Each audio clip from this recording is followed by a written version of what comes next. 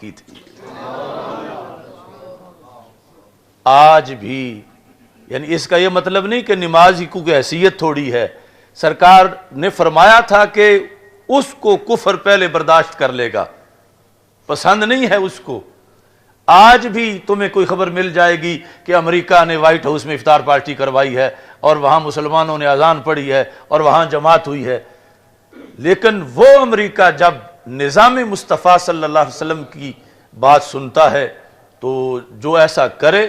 اس کو یوں دباتا ہے کہ اس کی خبر بھی زمانے میں نہ رہے, کیونکہ وہ کہتا ہے نیو ورلڈ آرڈر میرا نظام ہے کائنات پر, اور مدینہ کے تاجدار صلی اللہ علیہ وسلم فرما گئے میرا نظام ہے کائنات پر. یہ اصل میں جنگ ہے. وَاعْلَمُوا أَنَّ الْأَرْضَ لِلَّهِ وَلِرَسُولِهِ, یہ 4 بار بخاری شریف میں آئی ہے. یعنی ہمارے آقا صلی اللہ علیہ وسلم کی مسجدیں ہیں, آپ کے مدارس ہیں, آپ کے لیے سب کچھ ہے, لیکن آپ نے یہ بھی فرمایا جان لو کہ زمین کا وارث اللہ اور اللہ کا رسول صلی اللہ علیہ وسلم. یعنی زمین پر کنٹرول, زمین پر نظام, زمین پر اقتدار, یہ ساری زمین وراثت ہے محمد مصطفیٰ صلی اللہ علیہ وسلم کی, اور پھر جن کے نبی کی ہے وہ وارث ہیں. یعنی یہ اسرائیل جو ولد الحرام ایک سلطنت بنی, صرف وہ ہی نہیں, پوری کائنات جہاں واشنگٹن کا وائٹ ہاؤس ہے اس جگہ کی رجسٹری بھی غلامان رسول صلی اللہ علیہ وسلم کے نام. اتنا سیریس حکم تھا کہ چونکہ آخر تک ہمیشہ کے لیے نبوت آپ کی ہے, دین آپ کا چلنا ہے, اور اس دین میں جب تک دین والوں کے پاس زمین نہ ہو تو سارے دین پہ عمل ہی نہیں ہو سکتا. یعنی اس سارے دین پہ حجرے میں بیٹھ کے عمل نہیں ہو سکتا. یہ دین ہے ہی ایسا کہ اس کا کچھ حصہ بازاروں کے لیے ہے, کچھ کھیتوں کے لیے ہے, کچھ پہاڑوں کے لیے ہے, دریاؤں صحراؤں کے لیے ہے. اس واسطے ہمارے آقا صلی اللہ علیہ وسلم نے فرمایا کہ مجھ سے بڑھ کر اللہ کی محبت اور اللہ کی طرف جانے والی عبادات کا درس کون دے سکتا ہے ان سارے دروس کے سوا, یعنی ان کے ہوتے ہوئے. سرکار نے فرمایا کبھی بھی زمین کے اقتدار سے غافل نہ ہونا, کیونکہ یہ رب کے دشمنوں کے لیے نہیں, یہ اللہ کے بندوں کے لیے ہے, کیونکہ اللہ اور اللہ کے رسول صلی اللہ علیہ وسلم کی ہے. اور یہ آج یعنی سرکار دو عالم صلی اللہ علیہ وسلم کا ایک ایک حرف ہمارے سامنے ہے. اور اس وقت جو صورتحال یعنی ایک جنگ کی شکل اختیار کر چکی ہے وہاں پر فلسطین میں, تو اس ساری صورتحال کے اسباب, نتائج, ہر شے کا اس کے اسباب کیا ہیں اور چھٹکارا کیا ہے, ہمارے آقا صلی اللہ علیہ وسلم سب کچھ بیان فرما چکے ہیں. کمی ہم میں ہے کہ ہم پڑھ نہ سکیں, یا پڑھ کے سنا نہ سکیں, یا سن کے پھر نبھا نہ سکیں. لیکن ہمارے آقا صلی اللہ علیہ وسلم نے تو قیامت تک کے لیے سارے حالات بتائے, جو کہ خاتم النبیین صلی اللہ علیہ وسلم کے مطالب میں سے ایک مطلب یہ بھی ہے کہ نبی آتے رہے اللہ کی طرف رستہ بتانے کے لیے, اور سرکار دو عالم صلی اللہ علیہ وسلم چند سالوں کے لیے نہیں, قیامت تک کے لیے اللہ کے دین کی کامیابی کے لیے تشریف لائے. تو آپ نے اس وقت یعنی نگاہ اٹھا کے قیامت تک کی شاہراہ اسلام کو دیکھا کہ 14ویں صدی میں کس علاقے سے گزرے گی, 15ویں صدی میں حالات کیا ہوں گے, 18ویں صدی کیسے ہوگی. تو رسول پاک صلی اللہ علیہ وسلم کو رب نے اتنا علم دیا کہ آپ نے اپنے خطبات میں فرما دیا کہ مثال کے طور پر کہ 14ویں صدی میں یوں گزرنا ہے, دائیں مڑنا ہے, پھر بائیں مڑنا ہے, پھر سیدھے جانا ہے, پھر آگے گھاٹی ہوگی, پھر اس کے بعد یہ سب کچھ سرکار تو بتا کے گئے. صحابہ کہتے ہیں کہ نماز فجر سے شروع ہوئے تو سارا دن کوئی ایک چیز بھی نہیں چھوڑی, قیامت تک کی سب کچھ بتا دیا، یہاں تک کہ جنتی جنت میں داخل ہو گئے اور جہنمی جہنم میں داخل ہو گئے۔ فحافظھا من حافظھا وناسیھا من ناسیھا، کہا جس نے یاد کیا اس نے یاد کیا، جو بھول گیا وہ بھول گیا۔ لیکن رسول پاک صلی اللہ علیہ وسلم نے تو کوئی کمی نہیں چھوڑی، سب کچھ بیان کیا۔ تو وہ جو سب کچھ رسول پاک صلی اللہ علیہ وسلم نے ہمارے لیے بیان کیا، آج یعنی سب سے پہلا المیہ تو یہ ہے کہ اس کا پڑھنا ہمارے لیے مشکل ہے۔ یعنی ہمارے لیے مشکل کا مطلب یہ ہے کہ اگر اس وقت نصاب امت دیکھو کہ امت کے بچے کیا سبق پڑھ رہے ہیں، تو نصاب تمہیں قرآن و سنت والا پڑھنے والے نصاب وہ صرف 2% ملیں گے، اور 98% تو وہ پڑھ ہی وہ رہے ہیں کہ جو ایک ضمنی چیز ہے برائے ضرورت، کبھی کبھی جس کی ضرورت پڑتی ہے، اور جو کچھ ہمیں سرکار دو عالم صلی اللہ علیہ وسلم نے دیا اس کے لیے تو پڑھنے کے لیے کوئی معاشرے میں اٹریکشن ہی نہیں کہ میرا بچہ وہ پڑھے کہ جو دین میں ہمارے آقا صلی اللہ علیہ وسلم نے ہمیں بتایا، اور اتنا اسپیشلسٹ بن جائے کہ ہر زمانے کے اندر جب کوئی نیا مسئلہ اٹھے تو اسے پتہ چلے کہ اس کے بارے میں تو سرکار یہ فرما کے گئے ہیں۔ یعنی ایسے ماہرین امت میں موجود ہوں اور پھر ان کا ہر طرف ہلکا اثر ہو اور آگے کے لیے بنتے رہیں، تو پھر اس کا گزارا ہوگا، چونکہ اس نے جانا ہے جنت میں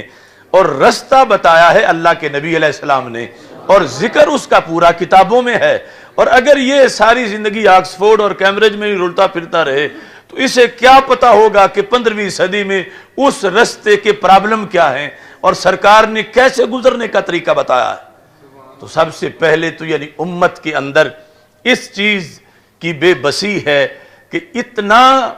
دوسرے علوم کی طرف ہمیں اٹریکشن دی گئی کہ کوئی ادھر آنے کو تیار ہی نہیں، اور اگر کوئی آئے تو اس کو ڈیگریڈ کیا جاتا ہے، ڈسکریج کیا جاتا ہے کہ وہ آ کیوں گیا ہے، اور اصل یعنی لاہ عمل جو ہے وہ اس میں ہے جو دین جو رسول پاک صلی اللہ علیہ وسلم کے فرامین آپ نے عطا کیے۔ یعنی اگر ہم ٹھنڈے دل سے سوچیں کہ فرض کرو چشم تصور میں کہ امت کا سب سے پہلا حصہ جن کو صحابہ کرام رضی اللہ تعالیٰ عنہم کہا جاتا ہے، جو سب سے افضل ہیں، سب سے آگے ہیں اور اس امت کے بڑے لیڈر ہیں، ان کے بچوں کا پڑھنے کا نصاب کیا تھا، کیا پڑھائی ہوئی اس وقت، پھر تابعین میں پڑھائی کیا تھی۔ وہاں تو ہمارے آقا صلی اللہ علیہ وسلم نے حضرت عمر رضی اللہ تعالیٰ عنہ کے ہاتھ میں تورات کے چند ورقے دیکھے تو سرکار غصے ہوئے حضرت عمر پر اور فرمایا اوا متحوکون انتم یا عمر یا ابن الخطاب، فرمایا یہ تم اپنے آپ ہی شروع کر دیتے ہو پڑھنا اس طرح۔ فرمایا چہرے کا رنگ سرخ تھا، فرمایا جنہیں رب نے آخری کتاب دی ہے وہ ہاتھوں میں دوسرے ورقے کیوں اٹھائے پھرتے ہیں؟ حالانکہ اگرچہ وہ حقیقی تورات اب نہیں تھی، بدلی ہوئی تھی، لیکن تھی تو اللہ کی کتاب، اس کا ایک حصہ تھا، وہ کسی بندے کی لکھی ہوئی تو نہیں تھی۔ یعنی جو آج یعنی اتنا ہم نے لوگوں کے گھڑے ہوئے علوم اور ان چیزوں کو اتنی ترجیح دے لی، اور اثر جو نصاب ہے جو سرکار پڑھاتے رہے، جو سرکار نے دیا، اب سوچو تو صحیح چند ورقے جو دیکھ کے اتنے سرکار ناراض ہوئے، تو آج جب امت صبح بستے لے کر کالجوں میں جانے والے لڑکے جن کتابوں کے اندر آگے پھر اتنا ہیر پھیر ہے، اور اگر چلو ہوتا گزارے کے لیے ضرورت کے لیے 100 میں سے 5% وہ پڑھنا چلے جاتے، 95 اصل اپنا دین پڑھ رہے ہوتے، تو پھر تو اس کا جواز بھی نکلتا۔ اب سرکار کتنے ناراض ہوتے ہوں گے کہ میرا اصل ورثہ لینے والا کوئی نہیں۔ سرکار نے فرمایا تھا کہ یہ علم میری وراثت ہے، اور جو اسے حاصل کرے فمن اخذہ اخذ بحظ وافر، فرمایا جو میرا علم پڑھے شاٹ نہ پڑھے، چھوٹا نصاب نہ پڑھے، تھوڑا نہ پڑھے، فرمایا زیادہ میرا حصہ لے، زیادہ لے۔ تو یعنی یہ ایک علیحدہ سازش تھی اور ہے کہ لوگوں کے ذہنوں میں امپارٹینس دوسری طرف کی ڈال دی جائے کہ ادھر تنخواہ اچھی ہے، ادھر عہدہ اچھا ہے، ادھر ویزا ملے گا، نیشنلٹی ملے گی، اس طرح کی صورتحال، اور ادھر ہو سکتا ہے کہ حکومت ان کو اپنے گھر بھی لقمہ نہ کھانے دے اور ان کے لیے مسائل ہوں گے، مصائب ہوں گے۔ تو اس بنیاد پر یعنی چھوڑتے چھوڑتے دین والا راستہ امت ساری دوسری طرف جا بیٹھی، اب ان کا دل بھی ہو دین کا پرچم بلند کرنے کے لیے۔ تو کتنے ایسے ہیں کہ جن کے صرف نام اسلامی ہیں مگر دماغ تو انگریزی ہے، ان کے اندر سوچ غیروں کی ہے۔ اب یہ ہے اصل مسئلہ، وائے ناکامی متاع کارواں جاتا رہا، کارواں کے دل سے احساس سے زیاں جاتا رہا۔ اگر بندے کو یہ پتا ہو کہ میرا نقصان ہو رہا ہے تو وہ تو کور کرنے کی کوشش کر لیتا ہے، اور جو خوش ہو کہ میرا تو ہو ہی نہیں رہا، میں تو بڑا فائدے میں ہوں، میں نے تو بہت کچھ حاصل کر لیا ہے، تو وہ اپنا پھر نقصان کیسے کور کر سکتا؟ تو یہی صورتحال کہ اصل آج کے لحاظ سے جو قرآن و سنت کی رہنمائی ہے وہ ہماری آنکھوں سے اوجھل کی گئی ہے، کی جا رہی ہے، اور پوری سامنے نہیں، جس کی وجہ سے یہ انحطاط ہے کہ دجال کی جو گروپ ہیں، دجال کی جو لابی ہے، وہ اس وقت قوت میں آ چکی ہے۔ یعنی یہ آج کے موضوع کا مطلب نہیں کہ دجال کوئی پرسوں ظاہر ہونے والا ہے یا 2-4 سال بعد، اس کے لحاظ سے جو تیاری ہے، نیٹ ورک ہے اس کا، اور دجال کو سپورٹ کرنے کے لیے جو فوجیں بنے گی، دجال کو سپورٹ کرنے کے لیے جو ٹولے نکلیں گے، اور دجال کے حمایت میں جو دجال کے کہنے پر لوگ فوراً گمراہ ہو جائیں گے، وہ سارے لاؤ لشکر معاذ اللہ پورے تیار ہو چکے ہیں۔ اور نبی اکرم نور مجسم شفیع معظم صلی اللہ علیہ وسلم نے اس سلسلہ میں جو رہنمائی کی، وہ اتنے تفصیلی خطبات ہیں۔ ہمارے آقا صلی اللہ علیہ وسلم نے یہ ارشاد فرمایا، حضرت ابو امامہ روایت کرتے ہیں۔ آج کا یہ موضوع چونکہ آگے سحری کا وقت بھی قریب ہو جائے گا تو میں ایک صرف ٹچ دے رہا ہوں، آگے مسلسل اس پر بہت سے موضوعات اللہ نے وقت دیا تو انشاءاللہ بیان کریں گے۔ اس کے اندر یعنی دجال ایک ایسا فتنہ ہے کہ جس سے بڑا فتنہ کائنات میں نہ ہوا ہے نہ ہوگا۔ یہ میں نہیں کہتا، یہ اللہ کے رسول صلی اللہ علیہ وسلم فرماتے ہیں۔ ہمارے آقا صلی اللہ علیہ وسلم کا یہ فرمان ہے سنن ابن ماجہ کتاب الفتن کے اندر، یا ایھا الناس انہا لم تکن فتنہ علی وجہ الارض منذ زرع اللہ ذریۃ آدم، کہ جب سے رب نے حضرت آدم علیہ السلام کی اولاد کو پیدا کیا ہے اس وقت سے لے کر آج تک، ہمارے آقا علیہ السلام فرماتے ہیں روئے زمین پر لم تکن فتنہ اعظم فتنہ من الدجال، یعنی کوئی فتنہ بھی دجال کے فتنے سے بڑا فتنہ نہیں ہے۔ حضرت آدم علیہ السلام کی تخلیق سے لے کر قیامت تک کے لیے کوئی فتنہ دجال کے فتنے سے بڑا فتنہ نہیں ہے۔